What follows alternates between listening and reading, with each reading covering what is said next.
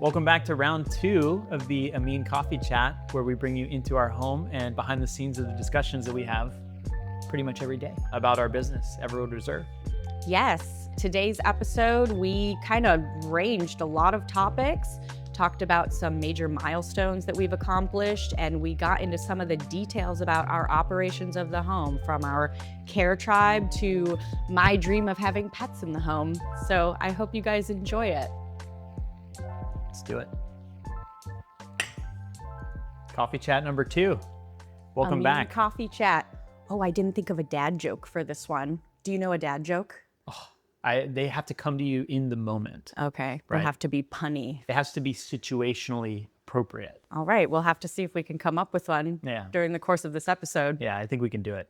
Okay, well, our first topic of discussion, we were going to discuss a major milestone that we accomplished this month and talk about how we achieved it.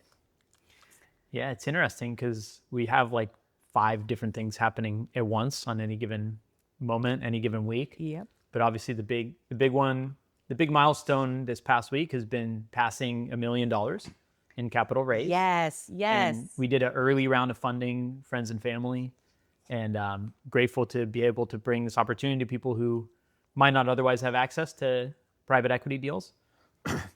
Big supporters of ours, literally friends, literally family. And we've got a really solid base of people.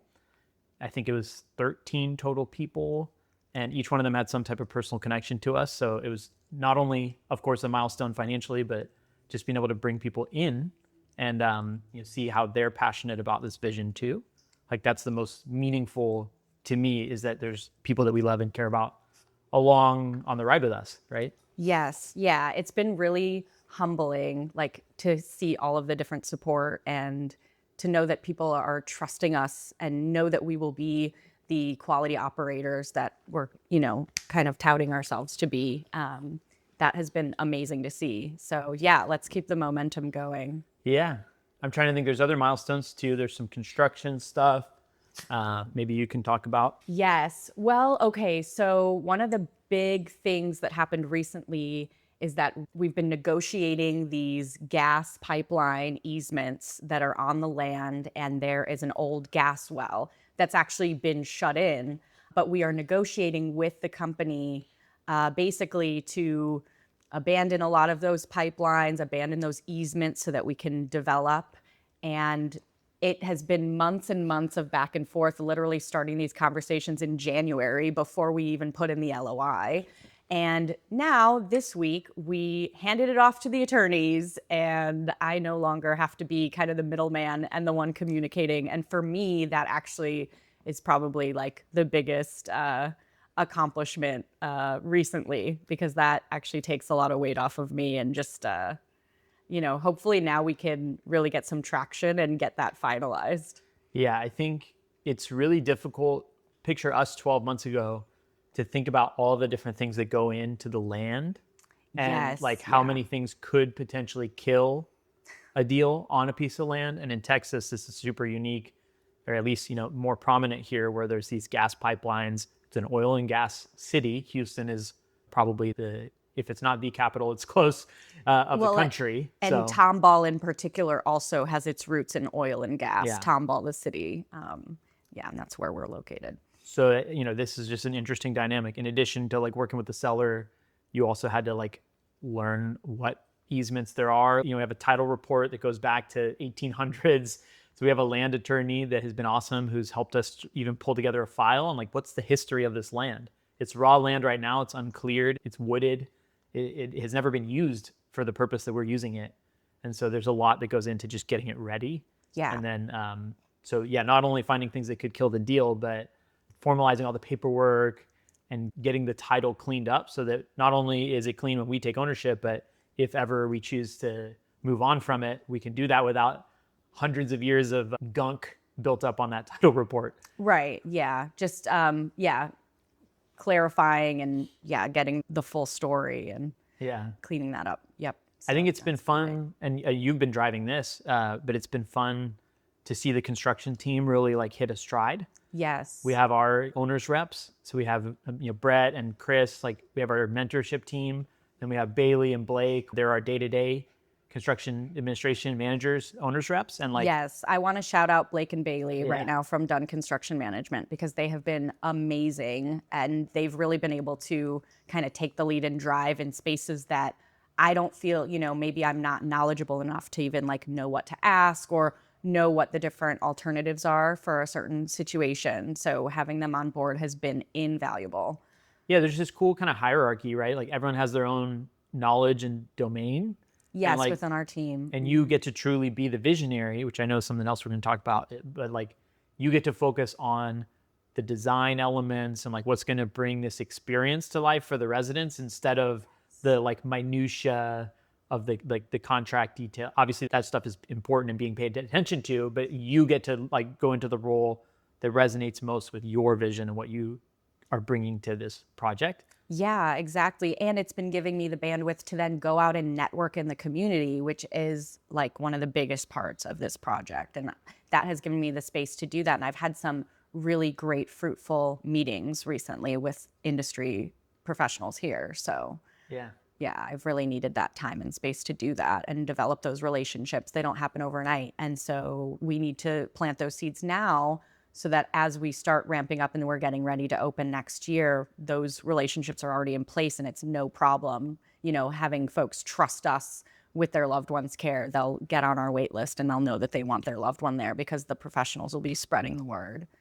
Yeah, I think it's interesting too. Like, so we have a vision, right? And we're working with Brett and Laura's memory care mansion model. They have a great service first, resident care, quality of care Yes. first mentality and philosophy, which is great. Like that should be the North Star guiding light. But within that, there's a ton of different details. There's existing operators here in Houston. Like you're getting a lay of the land and you're also meeting with people who like senior advisors or placement agents, people that they've already formed opinions about like, oh, I really like the way this place does this. I really don't like the way this place does this. Yes. And so you're, in addition to our existing vision, you're filling in the gaps and the details by getting all these perspectives. Yeah. And even whether you agree with them or not, it's still good to hear how they think about it because they're influencers in this market. And obviously we want to be in their good graces too. So hearing from them what they like or what draws them to support a home, like that's invaluable. Oh, yeah, definitely. And in addition to meeting with professionals, I've been able to do more secret shopping. And so that has been really valuable as well to go. It's not a secret if you tell everyone. Okay, well, don't tell anyone. But I was doing a secret shop the other day, a facility that's really close to our location. And it was the typical facility, smelly facility. I walked in and you could smell urine immediately. And the food is coming on hospital trays. And residents are sitting around and nobody's helping them. Nobody's sitting with them as they're eating. It really hit home. I haven't gone into a larger facility in a few months. I was doing all my secret shopping like months ago as we were choosing the location. And then I've been going into the smaller care homes recently. And so to go back into a large facility again, I was like, oh yeah, yep, this is your typical just large facility where there's not enough caregivers to give the attention needed. It really does honestly smell. There's just not the stimulation, the activities going on. It just really emphasized why we're doing what we're doing, why we're putting so much heart and effort into it, because every detail does matter. Yeah, so maybe taking that, right? So talk about some of the design things that Yes. you are particularly passionate about because you've also experienced not only from this secret shopping expedition, but in your own life with your own family, like things that you really don't like and that you don't want to see and you don't want to include in our home. So like, what are some of those things, like the details, right, that people don't necessarily think about? Yeah. Well, so, I mean, obviously, first and foremost, like making sure that you have enough care and the caregivers that you have are top notch, high quality, great at what they do, and also concerned with developing actual relationships with the grandmas and grandpas in your home. And then above and beyond that, like little details that I don't think folks pay enough attention to, like the food. And how it's presented. Even presenting food on a tray is not an experience that you would get at your home, right? So It's like a even the way, dorm cafeteria. Yeah. right, or hospital. Yeah. That reminds me of a hospital, a nursing home, and and even like the plates that they come on, like the plastic trays with the lid, and it immediately gives you that feeling that you're not home and like that uncomfortability. And then in terms of just the design of the home, really trying to make sure that anything that makes it seem like a facility is as masked and integrated into the design of the home as possible. And things like on the outside, not having red curbs that you would find in like a commercial development, really making it look like a neighborhood, trying to not have curbs at all to like maintain the aesthetic. Really little details like that, that it once you walk into a home, it's that immersive experience that you really do feel, oh, I feel like I'm home right now, because this is what that would feel like. Yeah.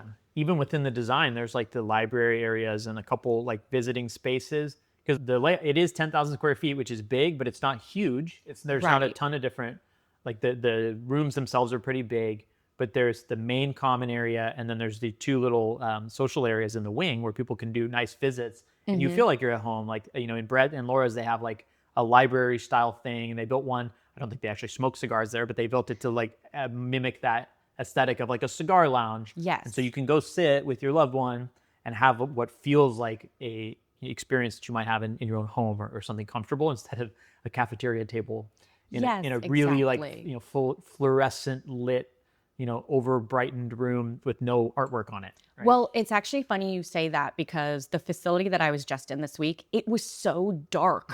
It was actually so dark. And I was like, it's too dark in here, because as folks get older and they age, obviously eyesight goes. And particularly if you're dealing with memory care, it can really impact someone's eyesight and then also how they're processing things visually. So having a lot of light is important, not the harsh fluorescent lights, but a lot of natural light, which we're incorporating in our homes with the huge windows and making sure that every bedroom has a large window with a lot of natural light.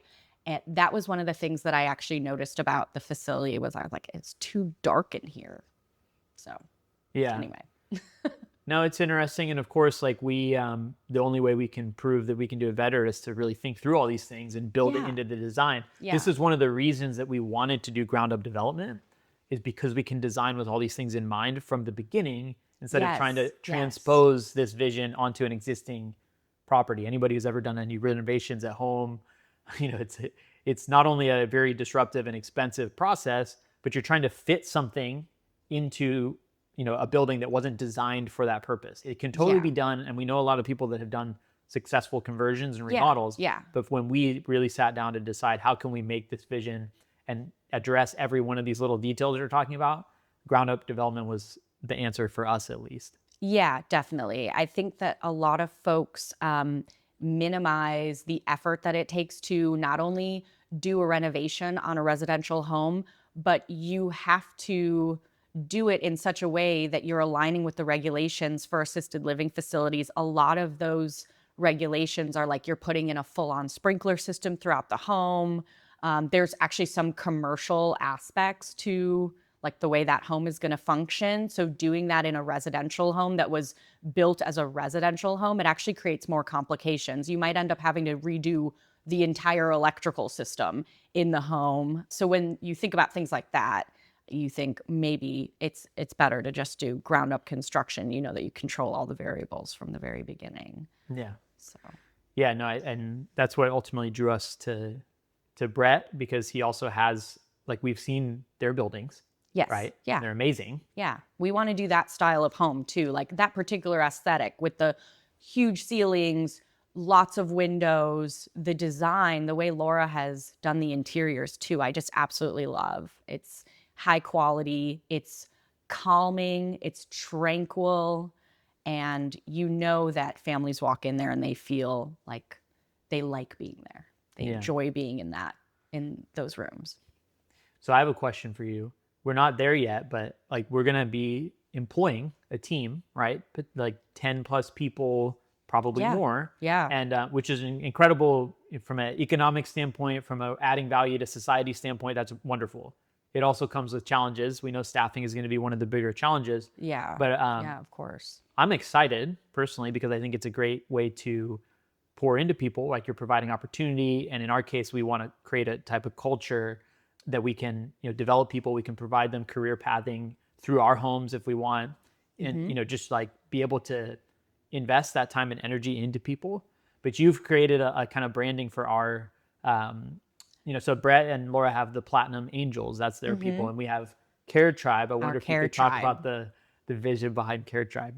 Oh, sure. I mean, the vision behind Care Tribe, the idea is that when you are living in our home, you feel that this is your family. Okay. So that's the basis of everything, that you feel like your family, you belong there, everyone is supportive of each other. And so that, of course, with the staff and our caregivers, that it's not just a staff team. I want it to feel like a little tribe, that you have your tribe of people behind you supporting you, throughout your time in our home. So that's where it's kind of the inspiration to call it our Care Tribe comes from. And the idea that it'll be very collaborative, not only collaborative between our staff members, but also with the families really learning about the families and who these grandmas and grandpas are that we are serving and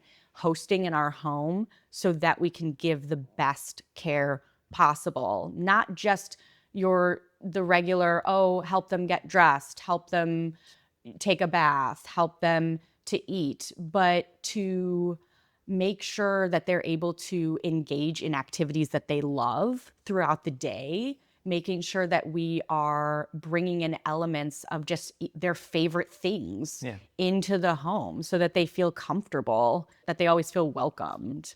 So that's really important to us. And I want to instill that, bring in an element of high quality hospitality into the homes, really blending empathy with execution at like the highest level. I think that's what the assisted living industry needs right now.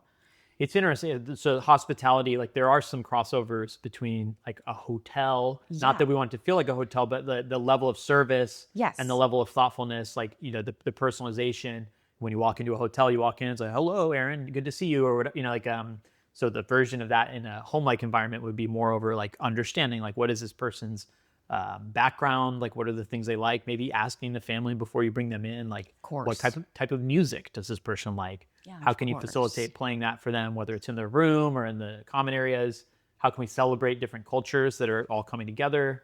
How can you spiritually engage? That's another big one too. At the end of life, people, obviously reconnect in different ways, whether it's providing that space for the family too, right? Like, obviously people in high acuity dealing with memory care, it's not always easy for them to engage super directly, but like just providing the space and giving them the outlet with them and their family to connect. Like, all those things are important to us. Yes. Yes.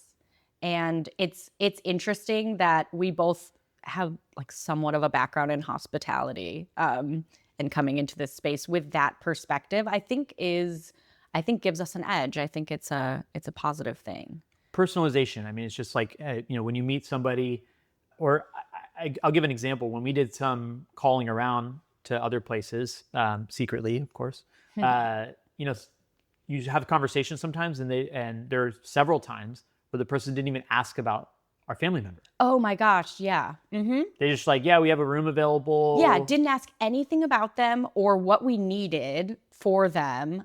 Like, that was crazy. Like, tell me about your family member. What's their name? What do they like to do? Like, no, they just listed out what they offer. This is when we went somewhere for a tour, and they showed us the rooms, the home, talked about what they did, and didn't ask us a single question about who we were there for. Yeah. So, I mean, I feel like the bar is relatively low to clear to just provide like a little bit of extra personalization. Yeah. And at the end of the day, like, the ethos behind it is that if we wouldn't be willing to or proud to drop off our own family member at this house, then we failed. Like, honestly, that's of course. The standard. Yeah, I don't want to do this if that is done. So that's the standard that we're holding for ourselves, and we intend to keep to that. Yes. I was thinking about your background in concerts as a promoter. I started thinking about how we're going to implement music in the home and kind of like the daily rhythms of the home. And oh, this is what I also wanted to bring up that I don't think many people know. This came up when you were talking about like how to provide spiritual sort of a sense of spirituality for residents, and that can become more important later on in life. We will be next door to a church. Our neighbor, our only neighbor, is a church, and so I definitely want to develop a relationship with them and develop a partnership and make sure that for grandmas and grandpas that want to be a part of services, they can do that, or have the minister come over to our home and do services. I think that that would be wonderful, and we do plan to do that. Yeah, we want to give people make it easy as possible to spiritually engage. Yes. Yes, and from all faiths. Right. Yeah. Yeah, I think that yes, it sounds great on paper. It will be challenging to put it into practice with potentially 32 residents. That's 32 individual people with individual backgrounds and preferences, spiritual backgrounds, whatever it may be. But I again think that is the standard that we want to hold, and we believe truly that if we place that as the North Star, as providing that quality, then the profit, the revenue, all that stuff, the business isn't going to run itself. But at the same time, if we can knock it out of the park on that, the rest will fall in line. Yes. Yeah, I fully believe that. We should cheers to that. L'chaim. L'chaim. Shalom. It's Friday. Shabbat shalom to all the Jewish listeners out there. Although by the time they listen to it, it probably won't be Friday. But for us, it's Friday right now. That's true. Yeah. So what role is Arnold going to play in the business? Mascot. For those who might be listening to this and not actually watching, Arnold is our very special little guy here. He's been with our family longer than our kids. Yeah, he has. So he was, I guess, the first child. But he's very Yes. tolerant of our children, and yes, he will be our mascot, I suppose. He'll be our mascot from afar. He will not be going into the homes. He does not have the correct temperament for an assisted living home, and we recognize that. So he'll be our mascot from afar. Can we talk about, though, that I do want pets in the home? We can talk about that, sure. What would you like to talk about that? Oh, how many pets would you like in this home, and what kind of pets? I'm going to let you run with that, and I'll be on the background thinking about the various liability concerns related to that. Okay, so for those of you watching, if you are familiar with the book Being Mortal, it's written by a surgeon, I believe, and it's about aging. He has a lot of discussion around the current kind of assisted living industry and kind of how we as a society treat aging and dying, basically. I guess that was for those who are not familiar with the book.